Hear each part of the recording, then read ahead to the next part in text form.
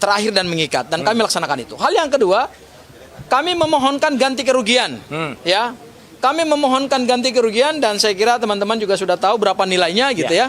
Dan kami merumuskan nilai ganti kerugian itu, para awak media, itu berdasarkan aturan perundang-undangan, bukan berdasarkan kemauan kami sendiri gitu.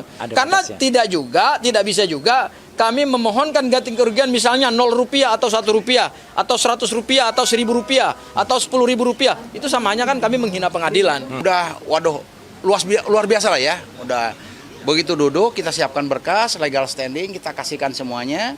Kata Pak Hakimnya, oh itu legal standingnya sama ya sepertinya. Ya, siap sama yang mulia. Dari sebelah juga termohon, siap sama. Oh, turut termohon mana? Belum hadir. Kata beliau, sudah dipanggil, tapi ternyata belum hadir. Terpaksa harus mengikuti aturan, harus dipanggil 2 kali maksimal. Kalau sudah dipanggil 2 kali maksimal, ya berarti dianggap lewat. Kan gitu, berarti sidang akan dilaksanakan. Dianggap yang bersangkutan hadir, seperti itu aturannya ya. Dan alhamdulillah sekarang ya jangan sampai ada bunyi ngulur-ngulur waktu lagi. Nggak ada. Siapa yang ngulur waktu? Kita nggak ngulur-ngulur waktu, kita laksanakan sesuai dengan KUHAP. Ya, aturan mainnya seperti itu. Mungkin itu tambahan dari saya karena tidak ada yang perlu disampaikan karena ketuk palunya seperti itu tadi ya. Ya, mohon dukungannya, mohon doanya. Semoga kebenaran itu tetap di atas segalanya. Amin. Terima kasih. Assalamualaikum warahmatullahi wabarakatuh. Oke. Sebelum Mas Roy Ya. Terima kasih rekan-rekan media bahwa hari ini kami lagi-lagi menggunakan hak hukum kami sebagai tersangka ya. Jadi kalau ada yang mau mengatakan bahwa Mas Roy ini sudah statusnya sebagai terdakwa, dan kami selalu men-challenge, mana pihak yang mengatakan Mas Roy sebagai terdakwa berarti belum memahami KUHAP dengan sebenar-benarnya gitu. Mas Roy ini statusnya masih sebagai tersangka. Makanya di dalam pasal 158 KUHAP yang baru, permohonan pra-peradilan itu statusnya harus diajukan oleh seseorang tersangka, bukan terdakwa ya. Nah, karena Mas Roy ini masih menjadi tersangka, maka kami menggunakan hak hukum kami, yaitu apa? Mengajukan permohonan pra-peradilan untuk yang ketiga. Ketiganya berkenaan dengan apa? Berkenaan dengan pelaksanaan putusan pra-peradilan yang pertama, yaitu adanya pertimbangan hakim tunggal pra-peradilan di dalam rasio desiden di putusannya bahwa terhadap permohonan ganti kerugian maupun rehabilitasi akibat kesewenang-wenangan penyidik dalam melakukan penangkapan dan penahanan, monggo dimohonkan pada permohonan pra-peradilan yang lain dengan tenggang waktu tidak boleh melebihi 14 hari. Dan kami hari ini melaksanakan putusan hakim. Jadi kami datang ke Pengadilan Negeri Jakarta Selatan hari ini bukan lagi-lagi ingin menunda persidangan ya. Bukan. Karena kalau kami tidak melaksanakan putusan hakim, kami juga nggak patuh juga terhadap hukum gitu ya. Jadi ini tidak ada urusannya dengan framing di luar bahwa ini menunda-nunda persidangan, tetapi kami melaksanakan putusan hakim. Karena putusan hakim itu asasnya adalah res judicata pro varite habetur, yaitu putusan itu dianggap sah dan benar sepanjang belum dibatalkan. Karena putusan pra-peradilan ciri khasnya tidak ada upaya banding dan kasasi dan tidak bisa dibatalkan oleh pengadilan di atasnya, sehingga sifatnya adalah final and binding. Ya, terakhir dan mengikat, dan kami laksanakan itu. Hal yang kedua, kami memohonkan ganti kerugian. Ya. Kami memohonkan ganti kerugian, dan saya kira teman-teman juga sudah tahu berapa nilainya gitu ya. Dan kami merumuskan nilai ganti kerugian itu, para awak media, itu berdasarkan aturan perundang-undangan, bukan berdasarkan kemauan kami sendiri gitu. Karena tidak bisa juga kami memohonkan ganti kerugian misalnya 0 rupiah atau 1 rupiah atau 100 rupiah atau 1000 rupiah atau 10.000 rupiah. Itu samanya kan kami menghina pengadilan. Kenapa? Karena persidangan ini dilaksanakan dengan uang negara selama 1 minggu ya, 7 hari, dan telah ditunjuk hakimnya, telah ditunjuk panitranya. Masa hanya untuk permohonan 1.000 rupiah atau 10.000 rupiah atau 100.000 rupiah harus dilaksanakan pengadilan yang mahal seperti ini gitu.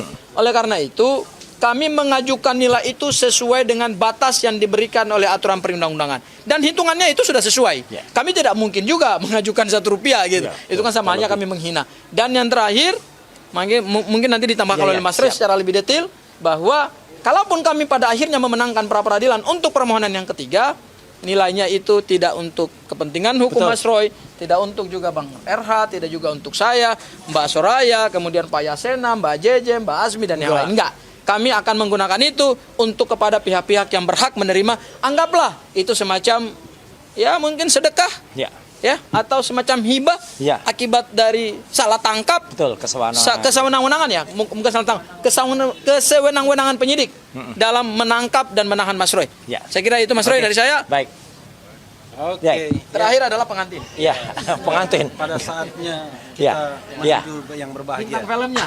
Assalamualaikum warahmatullahi wabarakatuh. Ya, saya insya Allah tidak akan mengulangi atau menambahkan apa yang sudah disampaikan dengan sangat baik oleh para kuasa hukum saya, mulai dari Mas Refli Harun, Bu Soraya, tadi juga ada Pak Yasena, kemudian terakhir Mas Gafur, dan juga ada Bu Lisa dan lain sebagainya. Ya, yang pertama yang kami sampaikan adalah kami sangat serius sebenarnya dalam mengajukan pra peradilan ketika ini. Bukti kami sangat serius, Pak. Teman-teman juga harus lihat, tim kami semalam masih sampai jam 12 bahkan lebih dari jam 00 sudah ganti hari, sudah hari ini. Itu masih berada di salah satu stasiun TV. Dan di stasiun TV itu kita juga melihat bagaimana lucunya ya pihak sebelah, bahkan lucunya bekas sahabat saya ya si Omon itu kemudian ya kalau orang mengatakan skornya dia ball positionnya hanya 30% dibandingkan dengan kita. Ya, jadi kita bisa lihat bagaimana argumen-argumen yang kita sampaikan dan ternyata boncos sekali apa yang mereka lakukan. Dan artinya apa? Habis dari itu, hari pertama ketika pra peradilan kami selaku pemohon, itu kamilah yang kemudian akan membacakan permohonan kami apa terhadap termohon dan juga terhadap turut termohon. Jadi kami itu tidak bisa kemudian santai-santai.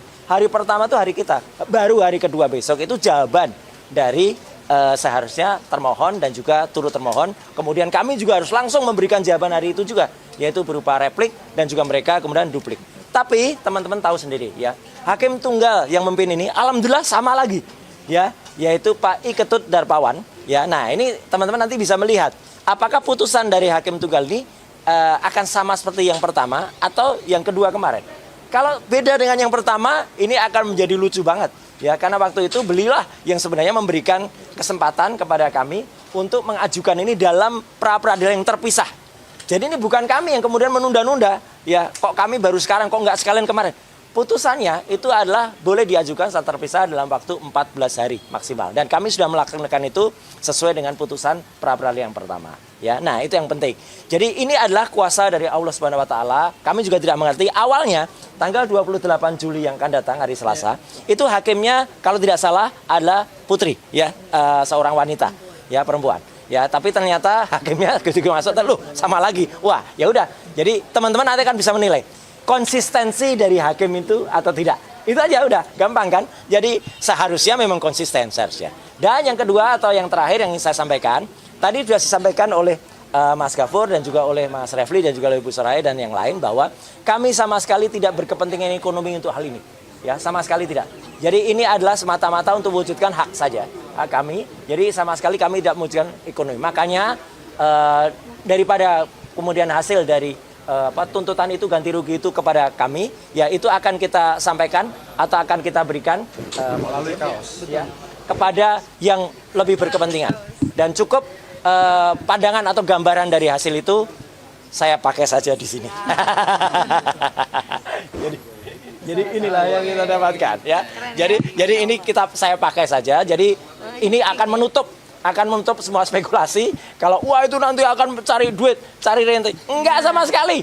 Sudah saya pakai ya gitu. Jadi silahkan kalau hasil itu ada nilai tertentu, itu akan disampaikan kepada yang lebih. Saya kira itu teman-teman semua ya. Silahkan ditunggu nanti seminggu ke depan untuk pra peradilan. Dan ini juga ini adalah petunjuk dari Allah Subhanahu wa taala. Insya Allah besok pagi kami akan tetap datang tapi di Jakarta Timur. Ya, kita akan membersamai Dr. Tifa, sahabat saya yang berjuang untuk besok mendengarkan ya putusan sela dari sidang Dr. Tifausia Tiasuma besok pagi. Sekian, terima kasih. Wassalamualaikum warahmatullahi wabarakatuh. Apa? Subscribe, share, like, and comment. Subscribe, share, like, and comment. Subscribe, share, like, and comment. Subscribe, share, like, and comment. Subscribe, share, like, and comment.